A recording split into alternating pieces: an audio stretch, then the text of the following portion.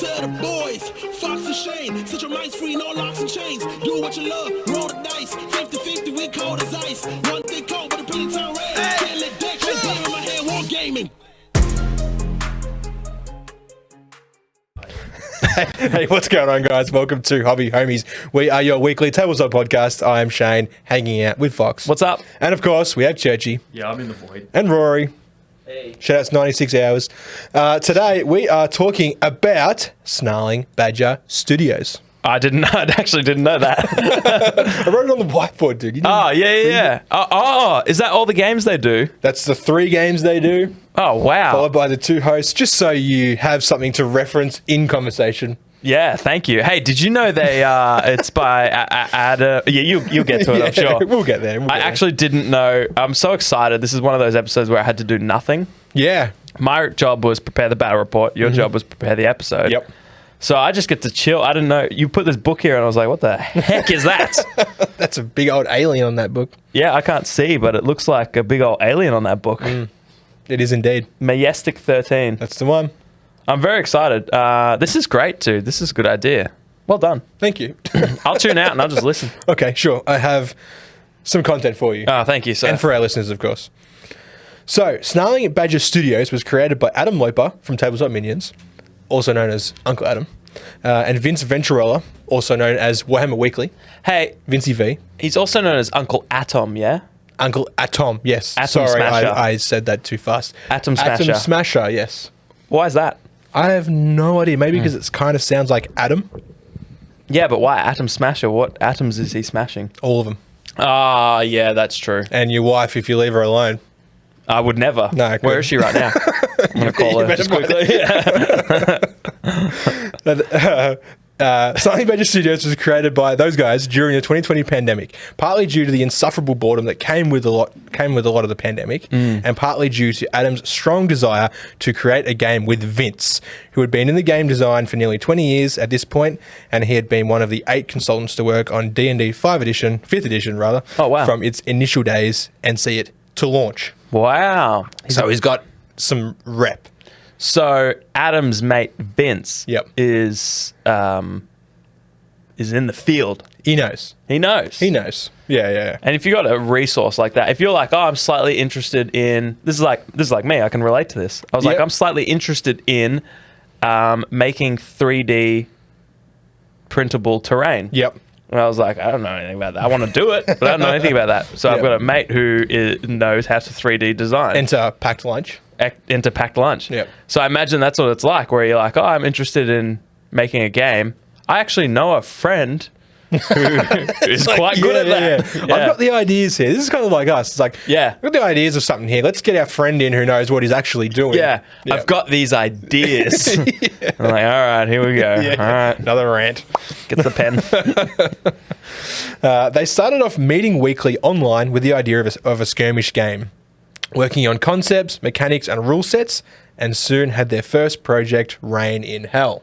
Yes, I remember him talking a lot about Rain in Hell. Yep. Yeah. But I didn't know what it was. I assumed it was something to do with heaven.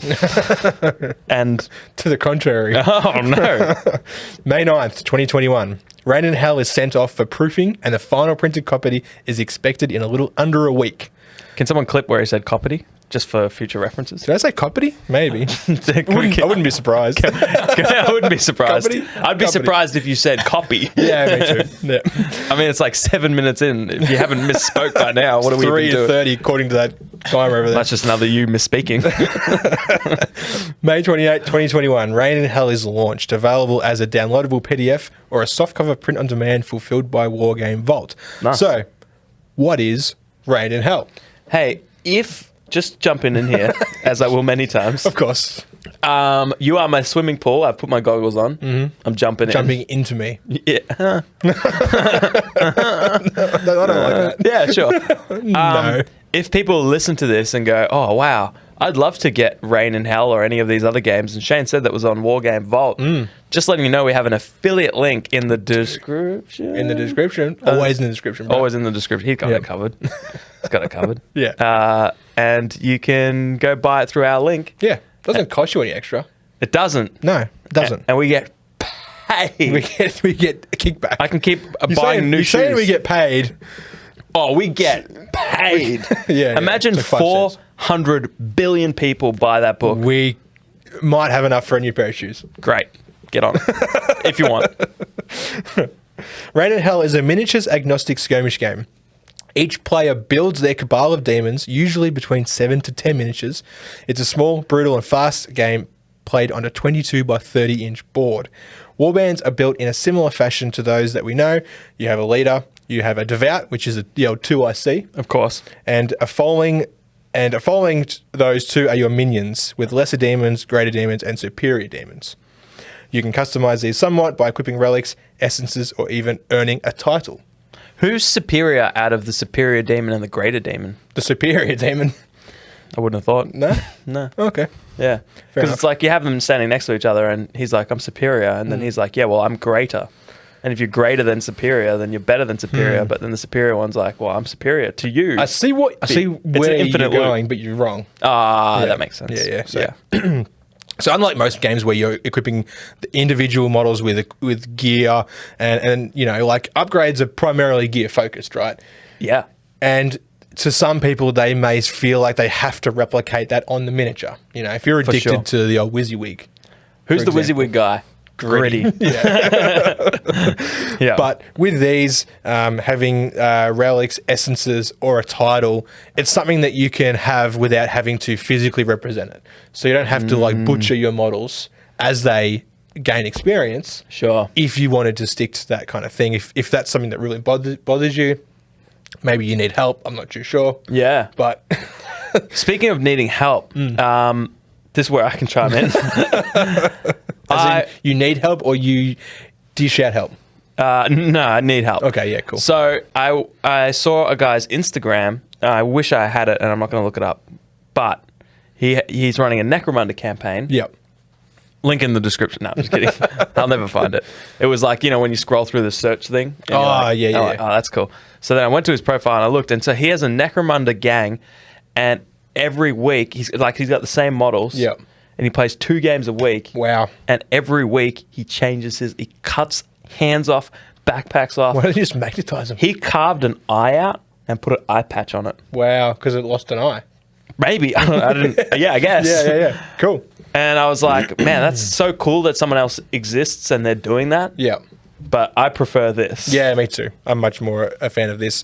The whole title mechanic's kind of cool because, like, you know, it's something that you actually gain from in the game. So you'll perform a feat, whether it's like dying brutally or That's a good feat. or something like that. Actually, You know, I'm going to you roll get a on title. dying brutally. Yeah, you get a title, right? Like, Yeah. you know, in our Parsecs game, my scout bot would have the title The Obliterated. Yeah, for example, that's cool. You know, but yeah, it's something that you can gain bonuses from and stuff like that. I feel like that's your new Discord title. The Obliterated. The Obliterated. More accurate than Commissar. Yeah. For that brief moment, you were very into. You were like all in on Astra Militarum. Yeah. And you've got Brood Brothers, and I was like, he's the Commissar, the leader. But now I realize Astra you're what? actually the Obliterated. Yeah. You've always been the Obliterated. I have. Yeah. My life is obliteration. Yeah. I don't even know who did. Clip it. Aimed to be played in a campaign style, Reign in Hell brings with it an in-between game phase where you can level up your demons by spending experience and recruiting more minions to join your cabal. Being a miniatures agnostic game, there is a vast selection of demons available from STLs online to plastic kits created by the big dogs. Who are the big dogs? The big dogs, you know, the big dogs. The big The big dogs. dogs. Yeah. So straight away, I thought Footsore of minis. some of them. I thought of some of the models that you printed up for our Necropolis game. Oh, And I was true. like, perfect. You know, what were they? Lord of the Print. Lord of the Print. Really, amazing Yeah. minis. Yeah, amazing sculpts, 3D sculpts. Yeah. Yeah. Indeed. Yeah, indeed. Yeah, Lord of the Print, go check them out on My Mini Factory. They're fantastic for all those. They got like that dark fantasy, I'd say ultra realism. I don't know if you can say that about fantasy things, but Yeah. it feels like if a demon existed in our actual world, it would look like Lord of the Print stuff, not Demons of Corn. Yeah, you know? yeah. Bloodletters. No, Yeah. bloodletters, exactly. Yeah. Yep. August 26, 2001. The second game is created by Snarling Badger Studios, Space Station Zero. Launched in a similar manner to the first. Space got that Station, yeah, somewhere over here. Okay. Space Station Zero is something that I have been thinking of off and on for more than a decade, says Vince.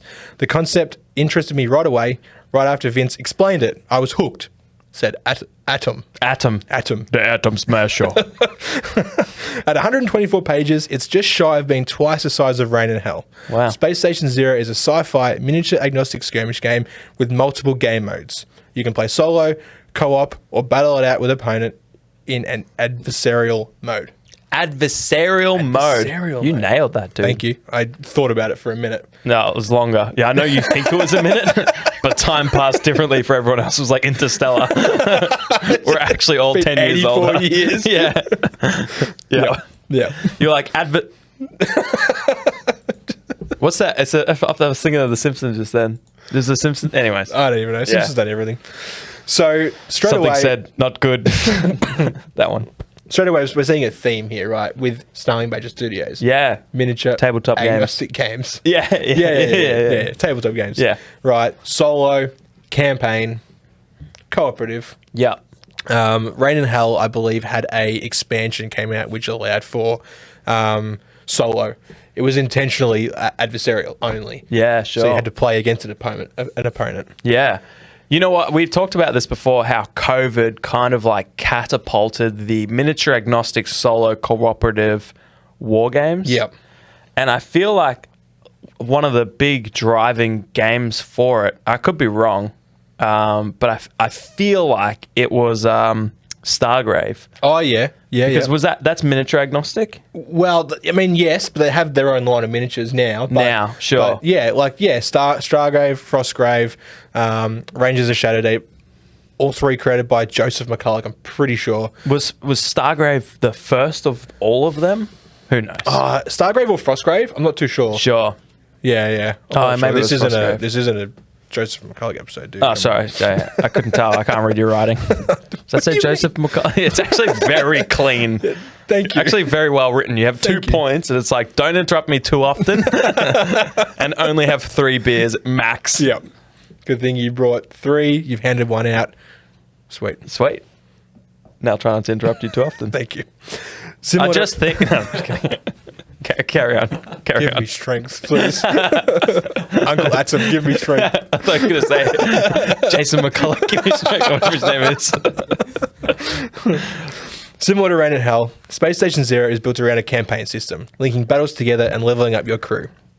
The challenges, like scenarios, have a branching narrative where you may roll on a table to see which mission you take on next, or after successfully completing one mission, may force you to choose a path between 2.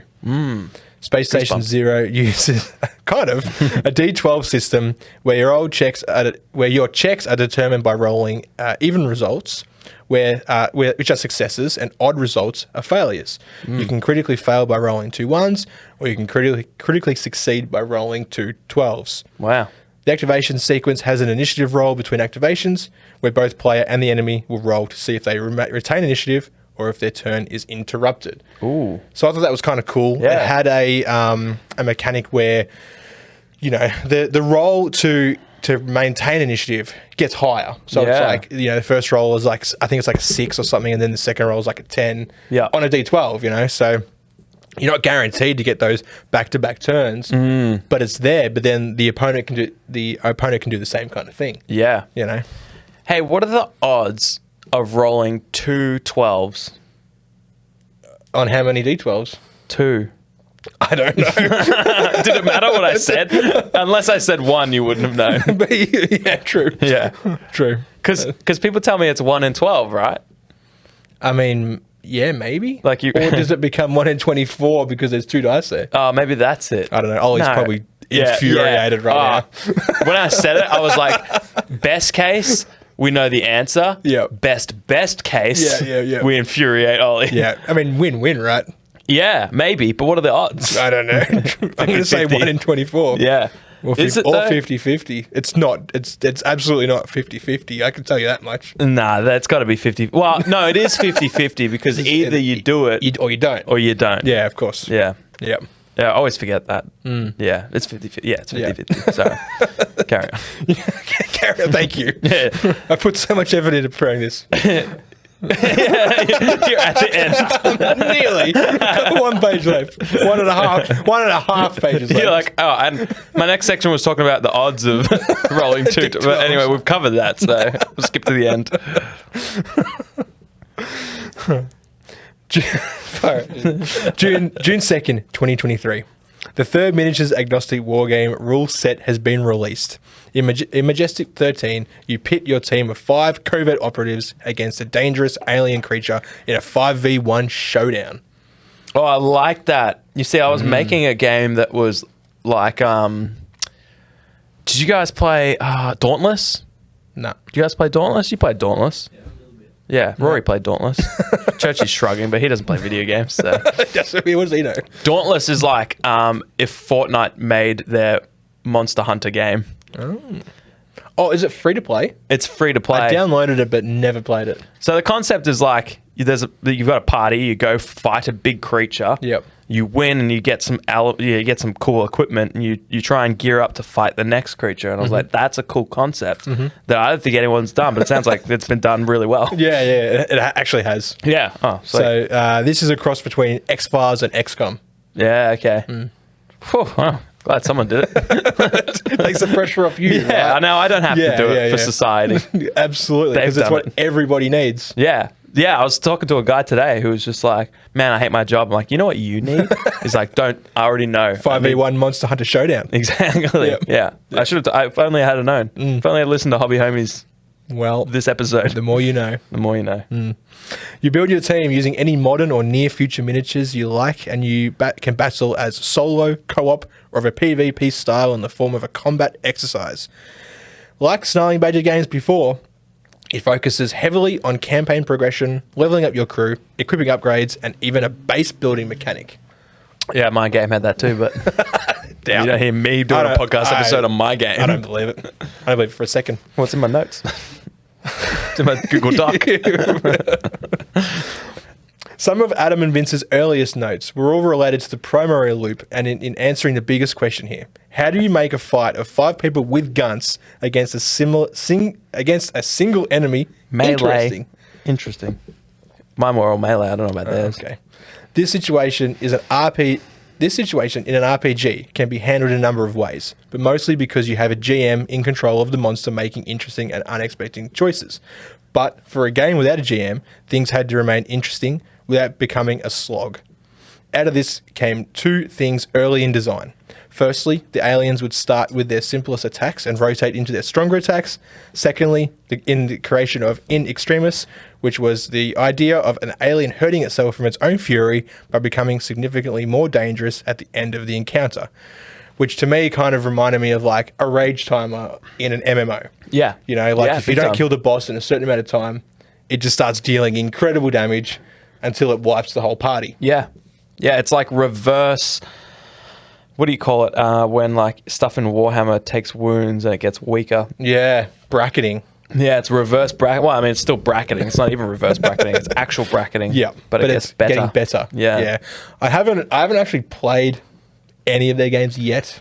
Do you have all 3? I do. Like, do you have soft copies of all 3? Not Rain in Hell. Oh, I thought. Yeah. Okay. Yeah, I have a PDF though.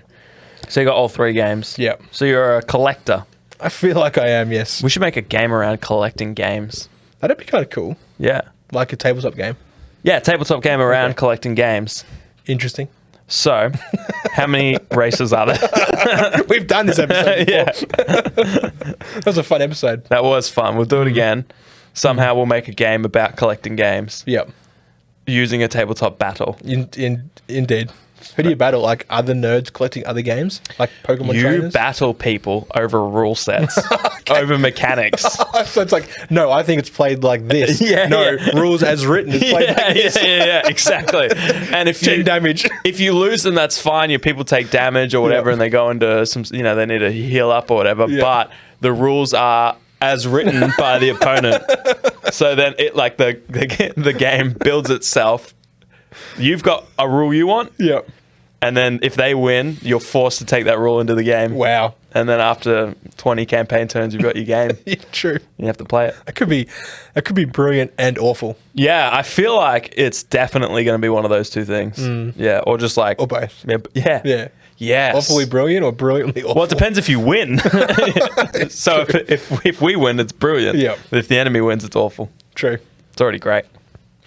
This would hopefully mean that towards the final activations, players weren't just rolling through, trying to deal enough damage to bring the monster down in what has turned into a boring encounter.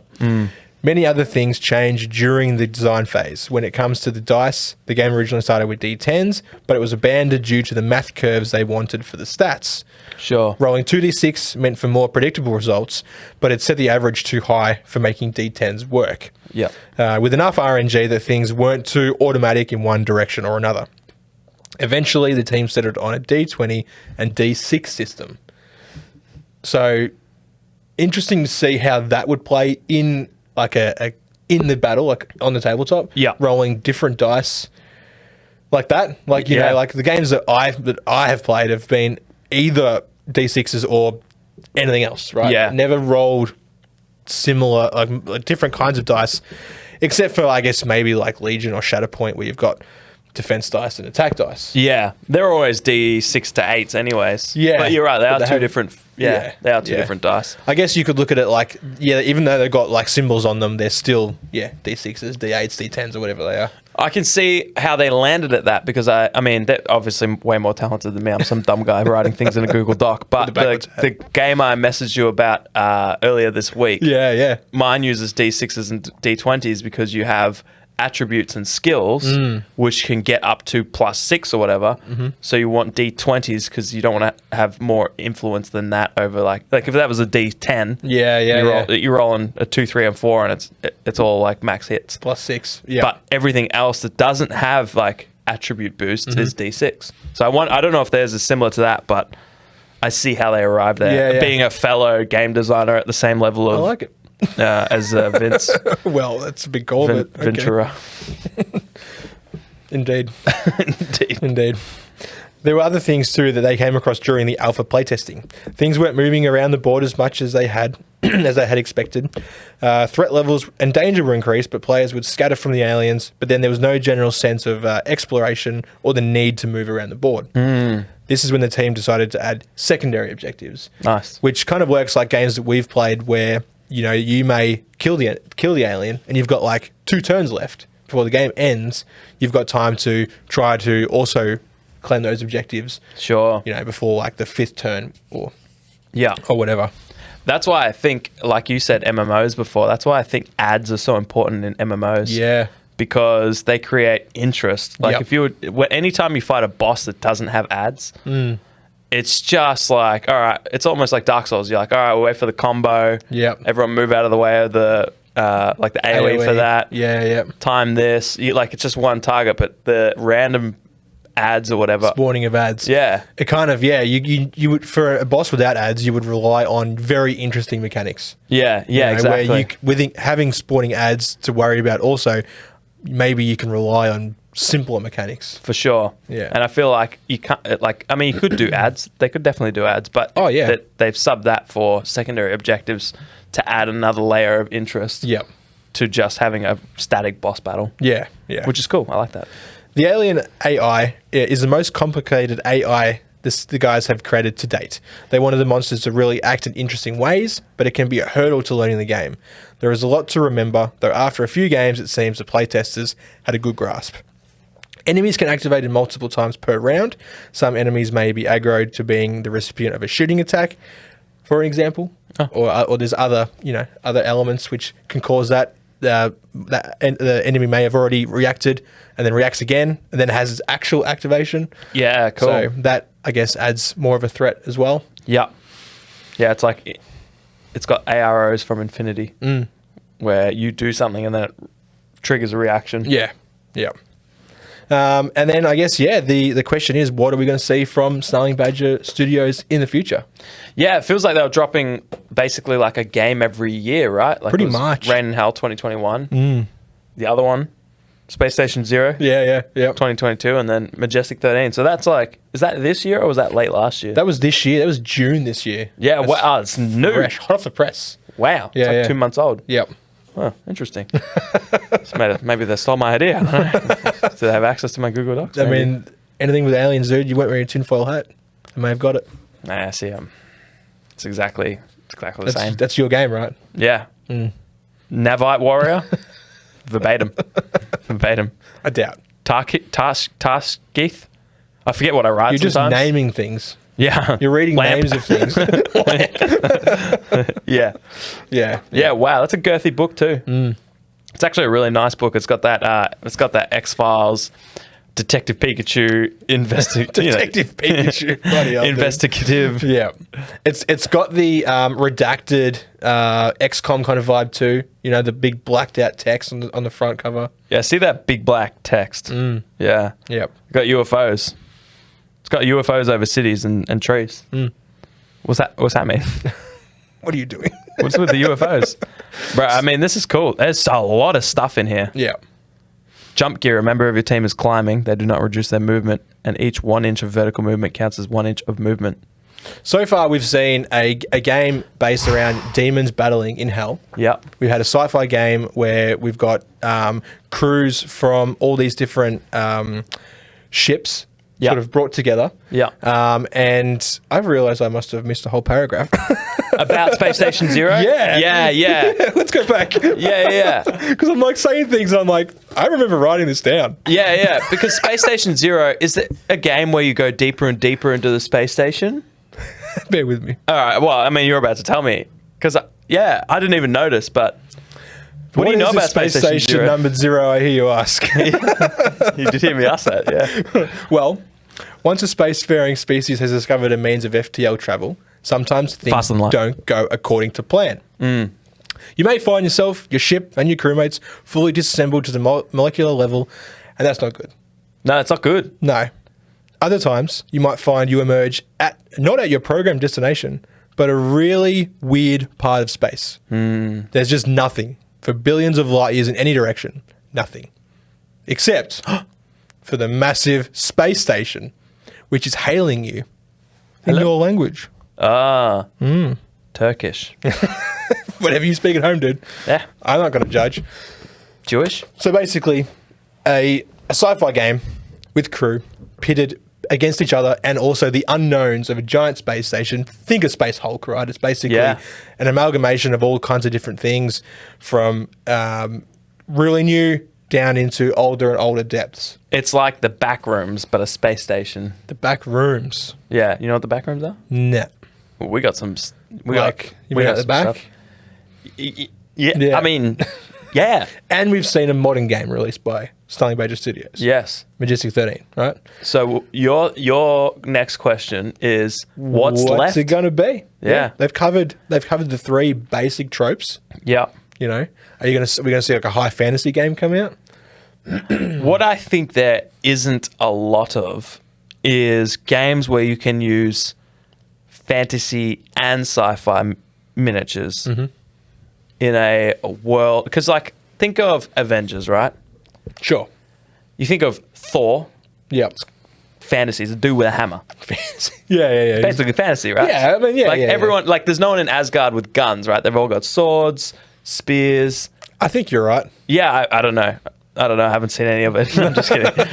So, like, they're fantasy things, themed, but the magical element and their demigod status keeps them on par with Iron Man. Yep. And Guardians of the Galaxy. Thanos. Yep. Yeah. Yeah, I mean, I was going to do a Deadpool. spoiler. Deadpool, he uses swords, but also guns. That's what I'm saying. Wolverine. Uses the power of sex. Yes. He is. I mean, he's only Hugh Jackman. He's huge Yakman. Yeah, he's all right. So that's what I think. I feel like there's a great opportunity for someone just to be like, use whatever the heck you want. I mean, apart from like War Surge, where you could... So the whole time I'm thinking War Surge. War Surge, right. Yeah, but yeah. War Surge is whatever you want it to be, you know? So you could do a themed game where, similar thing, maybe you fight bosses or whatever. So maybe they'll do that. Maybe they're like, we've used all 3 tropes, now let's combine them into some sort of super trope. Yeah. And that's what the game's going to be called. Super trope. That's where you got to?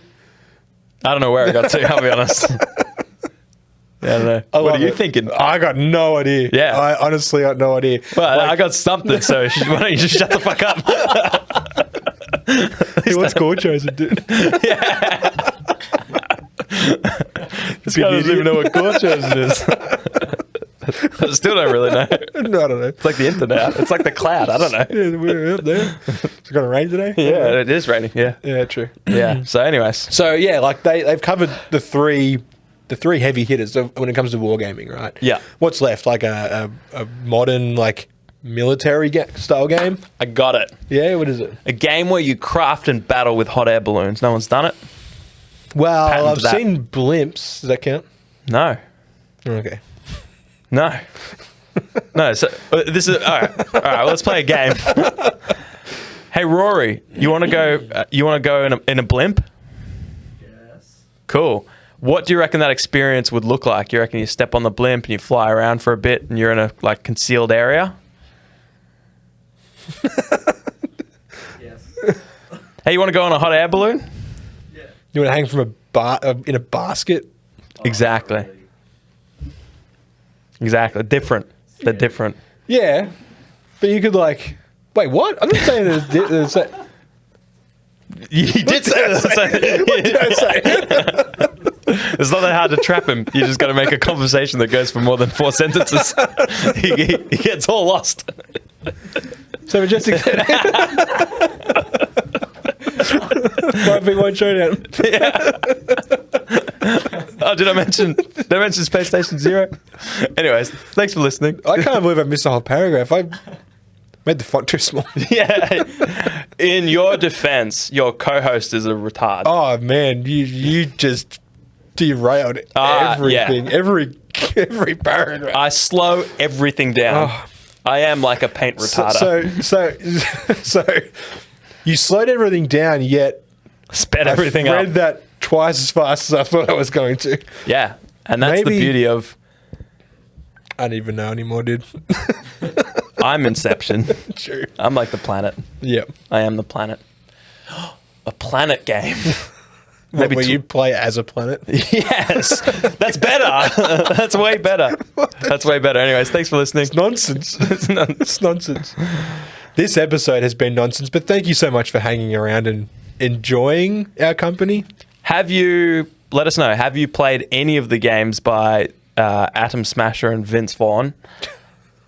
Let us know. Yeah, maybe. Maybe. And have you played? I think I'm most interested in Space Station Zero because you barely covered it. So I want to know if you guys have played it and if you liked it. Yeah, cool. We'd love to know in the comments. Make sure you do. Let us know. Thank you. Massive shout out to our patrons. For $2 a month, you can join our early access, get access to videos like this and our battle reports as well. Don't say it like this. Better than this. Try and one. entice them. True. Give them. I've got to sell something, right? Do you have anything you can sell? Not really. Yeah, this copy of Not too Majestic bad. 13. He's never going to play it. Massive shout out to our patrons. Without you guys, we wouldn't be here doing this, so you can blame them. Yep. Massive shout out to Burnsy, Fallen Dinosaur, Gridlock, Axe, Anax, MJ, Whack the Ewok, Test Dummy, and Black Apollo. Thank you, Brandon W, Moose, Elko, Churchy. Thanks, Churchy. Rad, Ollie, Hockers, Penny, Aggro, Don Hua, Don, Pure Blind, Primal Nerds, and Big Roach. Thanks also, Rory, for hanging out. Yeah. Appreciate you. Rory's here, chilling, live studio audience. Hey, you know what's coming up soon? What's up? PAX. Truth. PAX Melbourne. PAX see you there. We'll be there. We'll be hanging out. Yeah, well, specifically PAX Melbourne, not the other ones. Not the ones overseas. Not the ones in Queensland. Is there one in Queensland? Oh, I don't know. I don't think there is. I thought PAX was like a tour. You know, like Guy Sebastian goes to every city. Oh, so you're saying PAX is in Brisbane, Sydney, even Darwin? Not that. No, not that. No one goes to Come on, Darwin. man. That's right. No, stop being Adelaide? silly. You're being silly. Okay. Stop being silly. I'm pretty sure it's just in Melbourne, dude. Okay, cool. See you there. We'll be there. Doodles. Hooroo. Woo! Big up to the boys.